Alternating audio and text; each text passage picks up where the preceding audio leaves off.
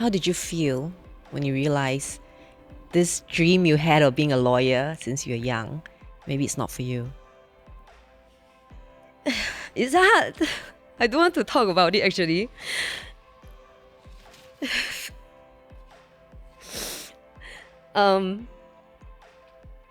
It's very difficult.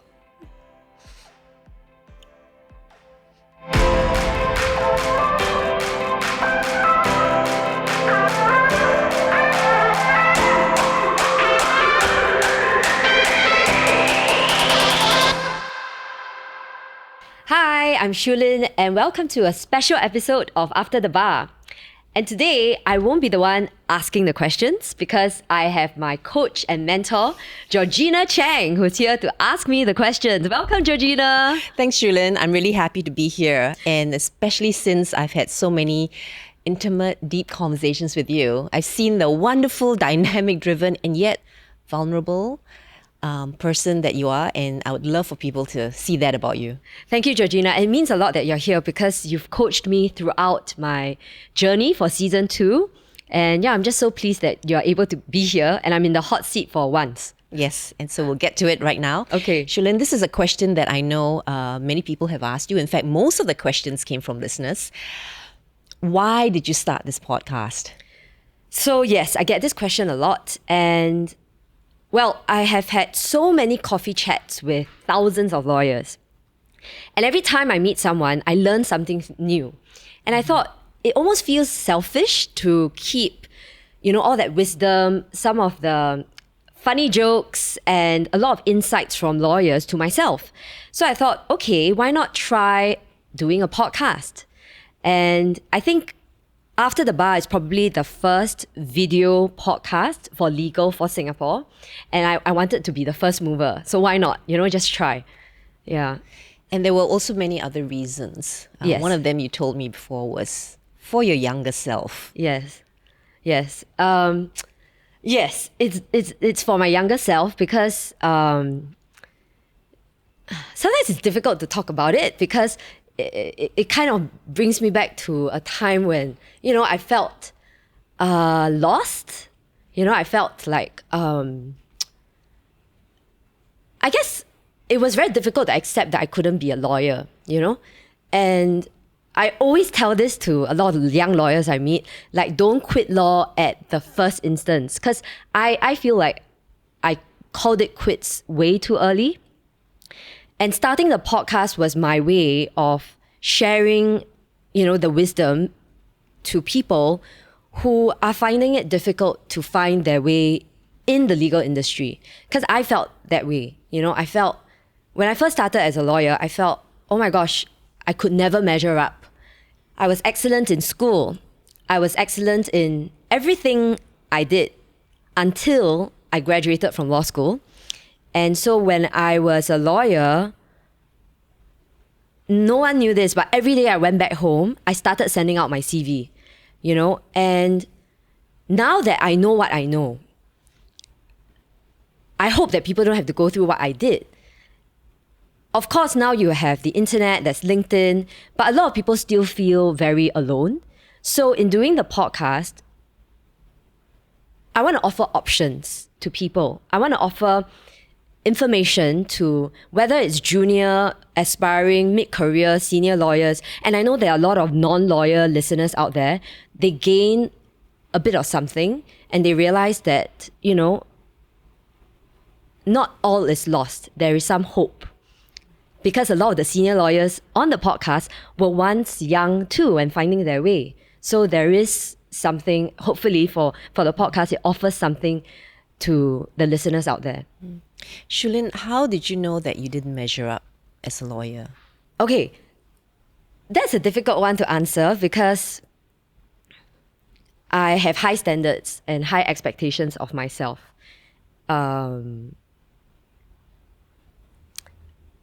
It could have been a variety of things, but I think one of the things was I looked at the people around me. They were all very successful lawyers. And I just felt there was this big gulf between them and me. Like as hard as I tried, I felt like maybe the gulf was widening. And that's why if I could turn back time, I wish I had maybe joined a smaller law firm. You know, I was just aiming to be in the biggest, best law firm, but I didn't fit in there. That doesn't mean I don't fit in the legal industry. Obviously, I found my way to fit in the legal industry, but in another shape and form. I find jobs for lawyers, I find opportunities. But there's a part of me who will always wonder, what if I tried, a different path in law? So I thought I didn't measure up back then. But now, I'm 40, I'm wiser. I know so many lawyers who also struggled. I know that struggle is not unique. I know many people struggle out there. And the thing is, you can struggle and quit, or you can struggle and still stay in it. That's the thing. So you moved from being a lawyer to a legal recruiter. What was that journey like? What was happening? How did you find this job? So no one goes to law school thinking they are going to be a legal recruiter. So I practiced law for a few years in a big law firm called Allen & Gledhill.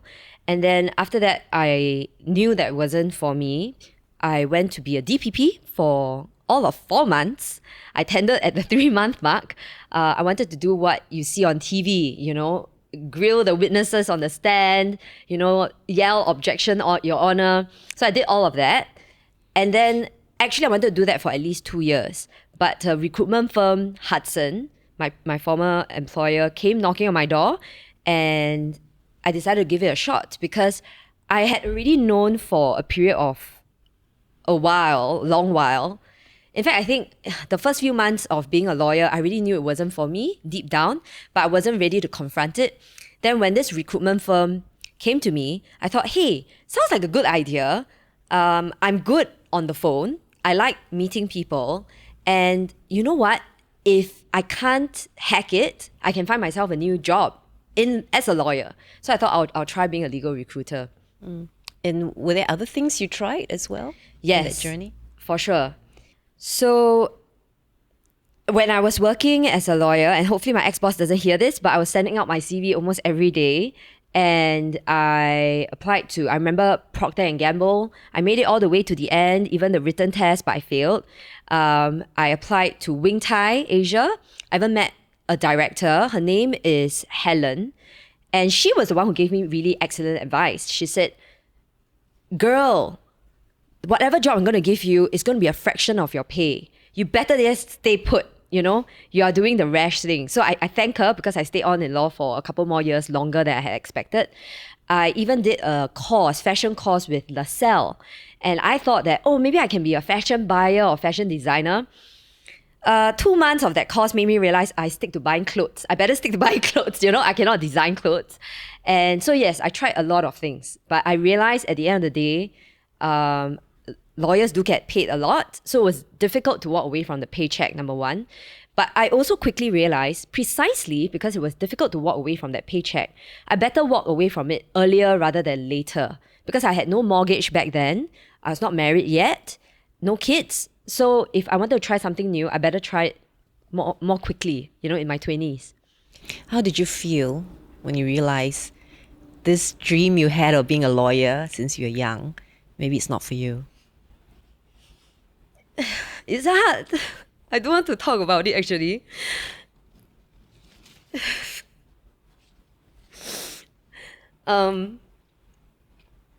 It's very difficult. Yeah, sorry. Because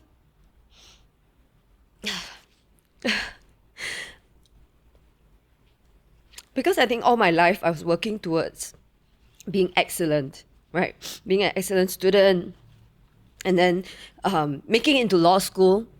So when I was a lawyer, I thought this couldn't be, this couldn't be it. How can it be that so many other people who went to the same schools as I did did well for my PSLE. I did well for my high school. I even got a second upper for my degree in NUS law. So how come it's so difficult for me to excel as being a lawyer? I found it just extremely difficult to comprehend because it was not like I wasn't trying.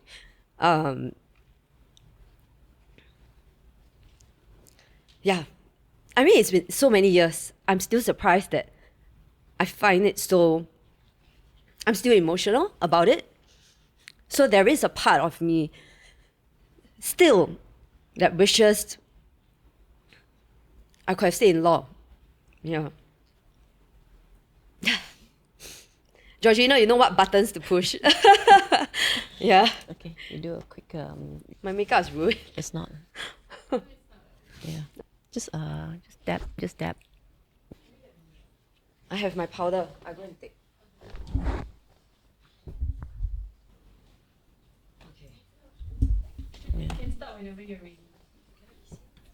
I'm surprised how quickly I got into the zone with you. You know, there was no warm up needed at all. Because we know each other and we warmed up. Oh, okay, you're a pro. No, we Yes. warmed up in the room. Yes. How did you know that being a legal recruiter gave you that meaning? Okay, I didn't until much, much later. So I've been a legal recruiter for 13 years now. And after my first year of being a legal recruiter, I again started sending out my CV to apply to be a lawyer again. Because I realized, oh my gosh, every quarter, I'm only as good as my numbers. And I can be easily replaced. The barriers to entry are so low. You don't need to be called to the bar or anything to be a legal recruiter. And funnily enough, every law firm or every job I applied to again rejected me. So it was almost as if I was meant to stay on in this line, legal recruitment. And my former mentor, my ex-colleague, actually asked me this question. Shulin, I know you're applying to all these law firms to go back to be a lawyer, but do you remember why you left law in the first place? That question immediately made me wake up and realize, you know what? Just because the going gets tough, because the going was getting tougher, doesn't mean I run at the first instance. So I stayed put. And I'm very grateful that she asked me that question. And yeah, here I am. I run my own legal recruitment firm. Who would have thought? Yeah. Do lawyers thank you for helping them to find jobs, and how do you feel? So recently, I was at the 10th anniversary party of a law firm, Simmons & Simmons. And I was just standing there having a drink by myself. And two lawyers came up to me. One was a partner. One was the head of legal of a bank. And they both thanked me at the same time. They both were like taking turns to say how good I was, which I was like, wow. Because usually this is a bit of a thankless job. So one said, Shulin, if not for you, I wouldn't be where I am. I wouldn't be a partner. Then the other guy was like, yes, Shulin, if not for you, I would have still been a partner in a law firm. I wouldn't have become who I am today. So thanks to you. And I was really, my mind was blown because I know I made an impact. I know that I really do my best. But for both of them to thank me publicly, that was something. And that's a moment which I will always remember. And this just happened last year. So how did I know? I think it's an accumulative thing, and I need to always remind myself because sometimes we get so busy and so wrapped up in targets, in the stresses of, working life, we forget that there is a deeper purpose. And I know that my deeper purpose is in helping others fulfill theirs. Okay. Let's switch a little bit to the start of your podcast when it was first launched. Okay. How did you feel? What were your thoughts going through your mind? I was very, very nervous about the numbers. Okay. So it feels very silly now when I talk about it, but literally I was obsessed. I was like, oh my gosh, how many impressions on LinkedIn?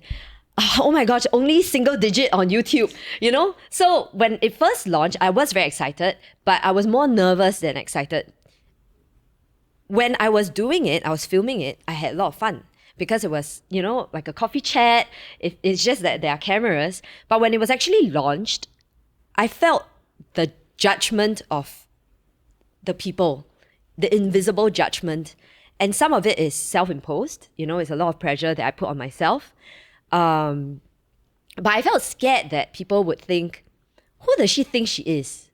You know, what makes her qualified to do this? That was the thing that kept ringing in my mind when I first launched. It's interesting because for a lot of people, they don't even dare to get started, to put themselves out there. And you put yourself out there, well, it's only after you did it, then these doubts came to your mind. So how did you overcome it? Okay, yes, you're right. Because I'm the kind who just takes the plunge and then think later. How I overcame it was, well, thanks to coaches, working with coaches like you, I became self-aware of, I think, some of that narrative and the stories I was telling myself that was not serving me. If I ask myself, people are saying, who does this woman think she is, right? Well, I am qualified because of this. Like, I've advised so many lawyers on their careers. I know behind the scenes how to negotiate for salaries, for instance, how to substantiate why you deserve that promotion. These are things that I don't get to share on the platform, right? But I don't know anyone more qualified than me. Okay, sounds so proud, but I feel like I deserve this. Anyone more qualified than me to be sitting across those lawyers and asking them those questions and actually making them feel comfortable answering those questions. Yeah. Was there a moment where you felt you were not qualified? I feel not qualified right now in managing my business because my business has suddenly doubled in headcount. And in fact, just very last night, I stayed up to speak to one of my newest team members, and we had a very candid chat where I felt like I was trying to live up to their expectations, and I didn't know they were also trying to live up to my expectations. So we are basically in this pressure cooker. It's only been 6 weeks, thank God, that we are having this conversation, but I think we will always feel a little bit not qualified if we are trying to do something new. Does that make sense? So I am telling them, hey, it's okay that we feel like there are teething issues as long as we have open communication. And it's good to have these uncomfortable conversations because most people would rather maybe sweep them under the carpet.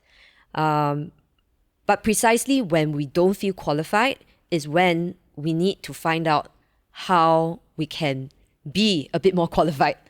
Yeah. Yeah, you're absolutely right. This thing about imposter syndrome that a lot of people go through, it's because they're doing something new and they feel out of their comfort zone. I don't know what to do. And exactly, the only way to solve it is to do it and then figure out what do I need to learn to be able to do it better. Yes. And you've always just jumped in and just do it. Like, how obsessed I am with finding out how, whether there's a better way of doing things. That's why I sought you out, for my coaching. And you've been such a great mentor in my journey for being, in season 2, being a speaker and being a bit less self-conscious. And I would say even my therapist has noticed a difference in me. She said that I'm now finally occupying the space I rightfully deserve rather than shrinking away and saying that's not me. Because guess what? This is me. So I need to get comfortable. I'm 40 already. I better start getting comfortable. Yeah. Yeah, and I can see that you are very comfortable owning your space. Yes. And that's something that maybe a lot of women don't do enough, to own your space, to take up space. Yes. Right? Yeah, that's right. And I think it's also because maybe growing up, or in certain organizations, we have not been provided that space. Or it's not acceptable culturally to speak up, especially for women. Because I've been labeled many words, the B word, all kinds of words by other women, by men. And sometimes those labels can become internal labels. And then we start believing them. Yeah. So the path is to not believe the labels that people who feel intimidated by your confidence, by your volume, by your personality, is to own it. Yes, you're right. And I'm very grateful that my husband, for instance, was not intimidated by who I am, and well, he chose to marry me. We've been together for 20 years. Because when I was dating and I was looking for like a life partner, there were so many men who were intimidated by the fact that I was a law student and I'm more outspoken than your average Singaporean. Or maybe everyone is outspoken, but they just downplay it. Do you know what I mean? So I don't feel like we should try to be someone we're not. I think when we are trying to be someone we're not, it's actually very miserable. It doesn't resonate, and people can tell. Yeah, you're absolutely right. It's keeping yourself small to please other people, but then your identity is compromised. Yes, yes. And you never feel like you fit in or you belong or something's not right. Yes, yes. So when you started owning your space and taking up more space, that's when you start to blossom. Yes, yes. And there will be times when maybe I don't feel so confident, but that's when I rely on my support network. People like you, Georgina. Yeah. So thanks. Okay, and she's a dream client as well. So Shulin, let's talk about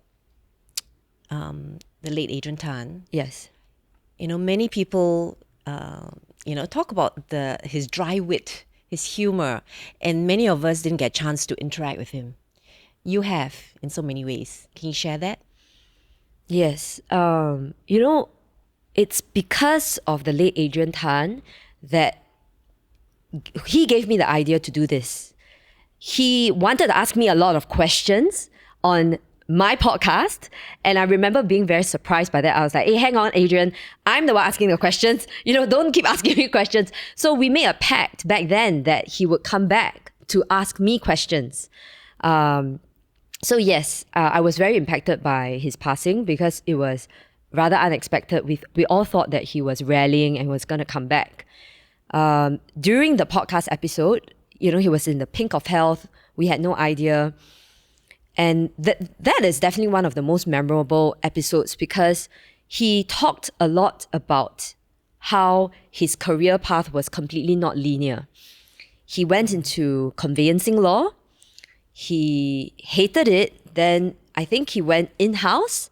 And before all that happened, he wrote 2 books and published them when he was in law school. So it was a path that might sound more like a millennial's career path, not a career path of someone of his generation. But you know what? He found his way back to law. And what really resonated with me was when he said that, and he really took over the podcast. Okay, if you watch it, I lost control. I was not able to ask the questions I wanted to because he took over. And I'm glad he did because he shared about the mission behind the Law Society, what he wanted to do as the new president of Law Society. And it was to make law great again. And that aligned perfectly with what I wanted to do with After the Bar, because I've always wanted to make law a less scary subject. Whether it's for fellow lawyers or for lawyers, for people who are not in the law industry. And I really want to give Adrian a lot of credit for this podcast and for the fact that we are seated here doing this episode. Yeah. You said that was one of the most memorable moments. Mm-hmm. Was there another? What's the most memorable moment for you? There's so many, Georgina. One that always comes back to my mind is that episode with Senior Counsel Look V. Ming. He talked about the Silk Air crash of 1998. And when he was talking to me, it's the first time ever on the podcast where I had to actively fight back tears. I was like telling myself, okay, Shulin, you better not lose it. You better keep it in, because he brought me back to when he was in the office.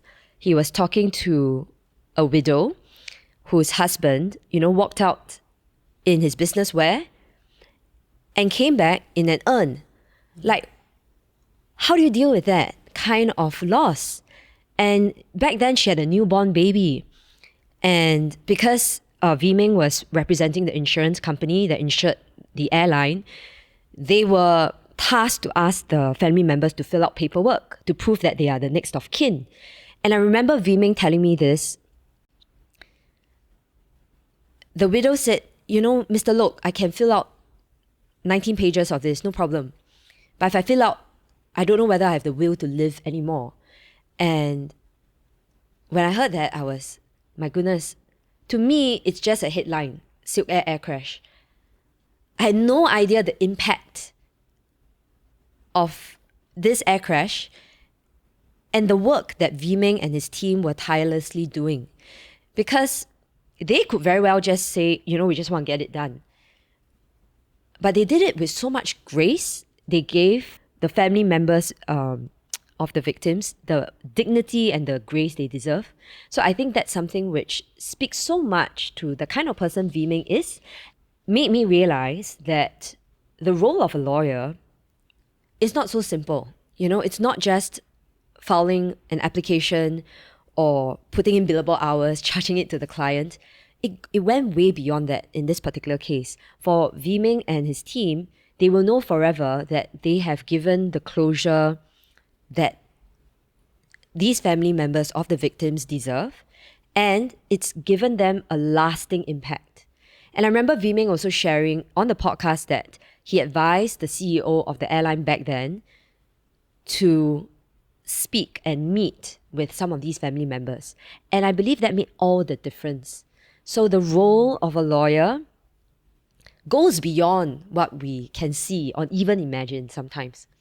Yeah. So they're not the unfeeling people that, people make jokes about. Yes, absolutely. There are so many lawyer jokes out there, right? And there are, in any industry, there are some black sheep, right?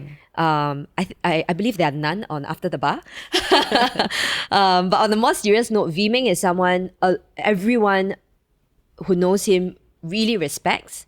And the thing is, we also only just see that he's senior counsel. We also only see that he's so successful. We don't know what he goes through. So that podcast, I'm so glad that it gave an insight into what goes on really behind the scenes for him. And for the other lawyers with Yes. all their different challenges. Yes. For all the other lawyers. I mean, speaking about memorable moments, Rahayu, Member of Parliament, who was a lawyer, who is now like a full-time, serving the public, she talked about her son who has Down syndrome and that whole process. I didn't know she had difficulty conceiving.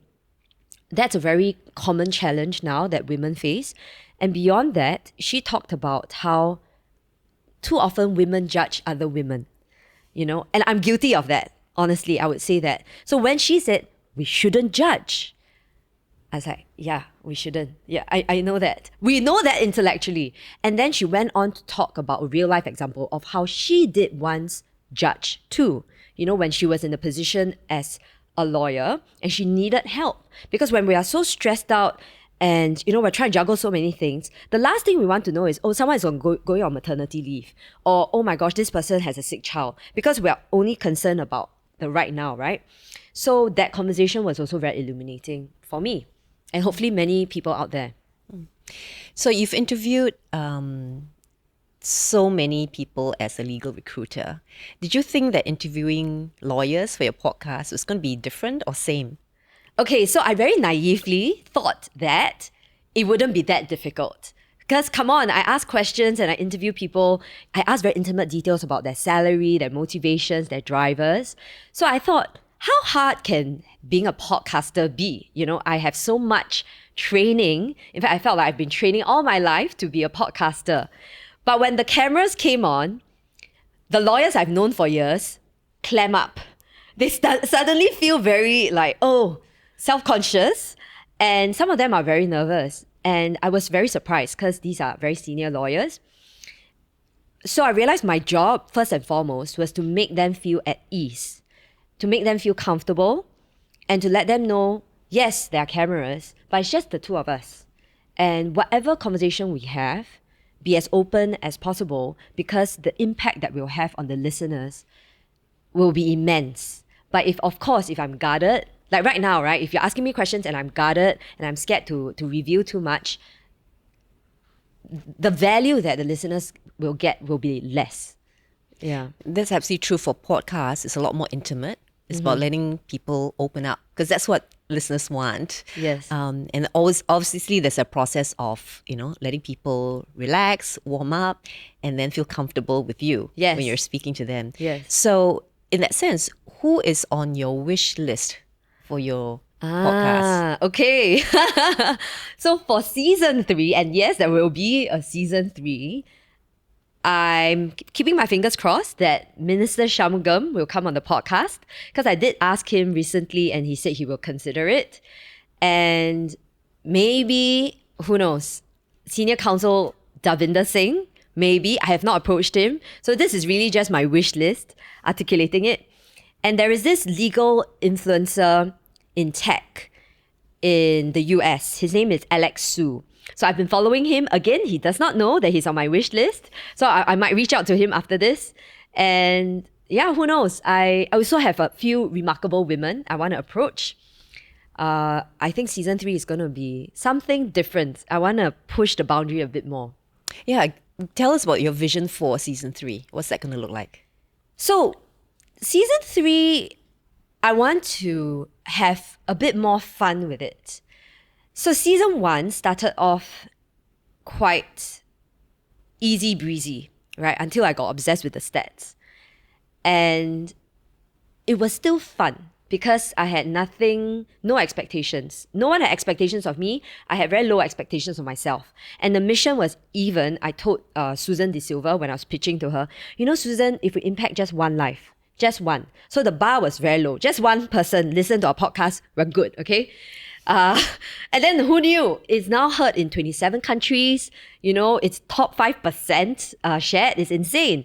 So then I put so much pressure on myself for season 2. Because when I saw those stats, I got very scared.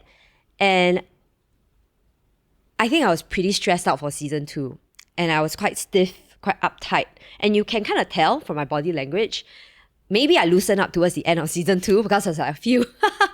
And so to answer your question, season 3, I want to chill, I want to have fun. And even if I have Minister Shanmugam on season 3, let's hope, he is also a regular human being.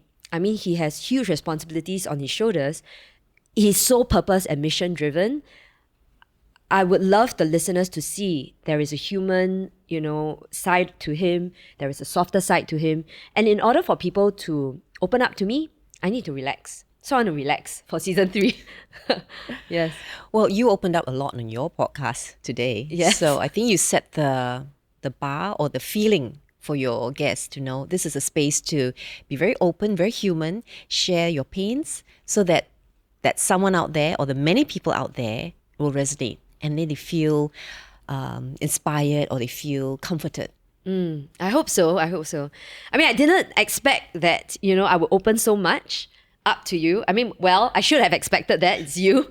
But yeah, I hope that this episode, maybe shines a light on the fact that I too have my struggles. I may be more successful than I was. I am definitely more successful than I was when I first started out 17 years ago. But I have gone through, certain obstacles. I've worked really hard to get to where I am today. And I continue I want to raise the bar, pun intended. I want to raise the bar for myself and for the people around me. What are you going to do to raise the bar for yourself now? Okay, so many things. But the first thing that comes to my mind, if it's podcast related, is to start asking people for help. So I engage coaches like yourself. I speak to mentors. But I realize that I don't often approach people who are more qualified in this world of podcasting to give me advice. Because maybe I've always been on my own and I just always think, okay, I can figure out on my own. And if not, I will engage, a professional. But I think in order to raise the bar, I need to surround myself with people who are like-minded. So I want to build a community of people who share the same values, and maybe they're also interested in podcasting, creating content. And I believe that I can benefit a lot from them, and maybe they can benefit from me too. Yeah, one of the things I've noticed from people who are especially very driven, successful, it's hard to ask for help. Yes. Because we see that as weakness. It's hard to be vulnerable because we see that as weakness. Notice I said we. So Yes. is there something that you learned from, after doing all your podcasts? What was your biggest lesson? So my biggest lesson, I'll go back to how season 1 felt freeing and fun. And then season 2, I started to feel very self-conscious. You know, oh my gosh, I cannot be seen in public without makeup. You know, I started to put a lot of unnecessary pressure on myself. So the biggest lesson I would say is to know that everyone is also figuring it out. And I can choose to either figure it out on my own terms, be proud, because it's a form of pride, knowing and thinking that I can do it by myself. Or, you know, form a community, a support network, and we can all figure it out together. So it won't be so lonely.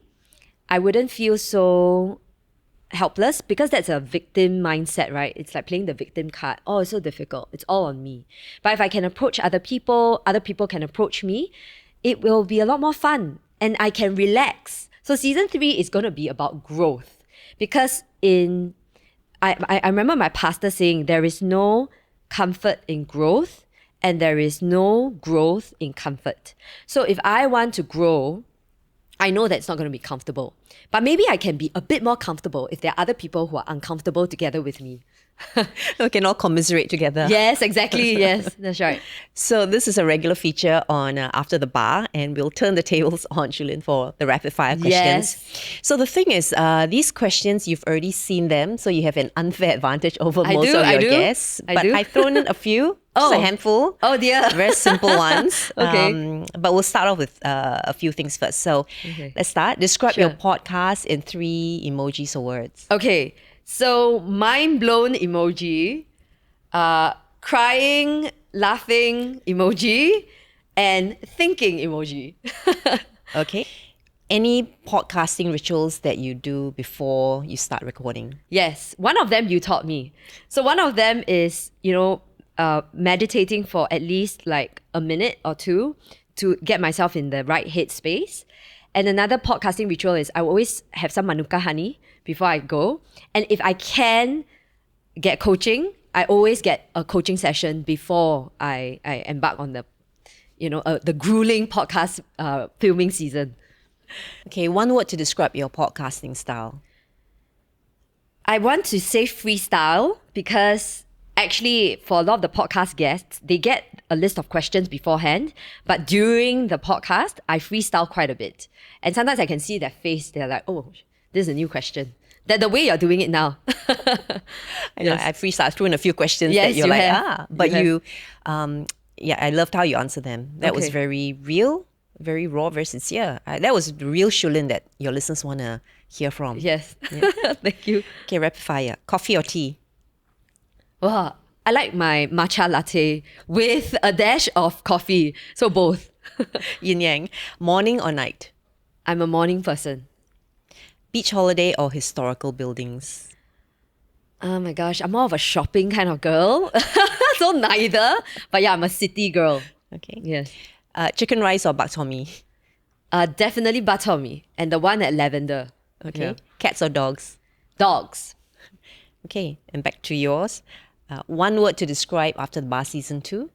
I actually haven't over-prepared for this rapid-fire round of questions. So the word that comes to my mind immediately is unexpected. Okay. Best piece of advice you've received on your podcast? Getting 7 hours of sleep from Lynette Wee. And that's made a big difference in my life. And what's the first word on your mind when I say bar? So at first, when I prepared for this, I was thinking chocolate bar, because both of us love chocolate. But throughout this conversation, we were talking about raising the bar.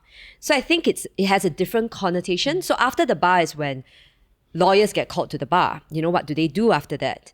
But raising the bar, anyone can raise the bar for themselves, right? So yeah, that's how I want to end this rapid fire round. Thank you so much, Georgina, for being on the podcast and asking me all these questions. Thank you, Shulin. It was fun, especially when I threw you freestyle questions and seeing how you just opened up. It was amazing. Yeah, so freestyle is the word for After the Bar. So thank you so much for tuning in. I hope you enjoyed this podcast. And if you've enjoyed it, please rate it, review it, and follow us on LinkedIn. Follow Georgina Chang on LinkedIn. She has excellent content. And follow me, Shulin Lee, on LinkedIn as well. So till next time, watch out for season 3. See you. Bye. Bye.